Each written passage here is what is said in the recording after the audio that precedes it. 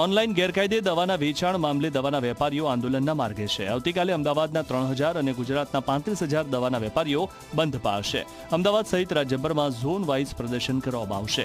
Emergency માટે હોસ્પિટલના medical store અડધા શટરે ખુલ્લા રાખવાની છૂટ આપવામાં આવી છે। દર્દીઓને હાલાકી ન પડે તે માટે બ્લડ પ્રેશર, થાઇરોઇડ, ડાયાબિટીસ જેવી દવાઓ હડતાલ પહેલા ખરીદી લેવાની અપીલ કરવામાં આવી છે।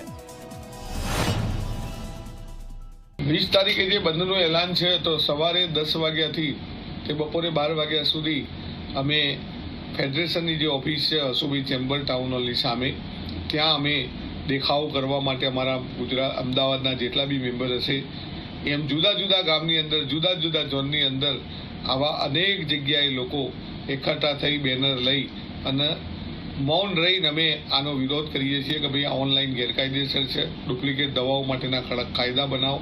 આની અમારી રજૂઆત અમે ઓલરેડી અમારી રીતે કરીશું।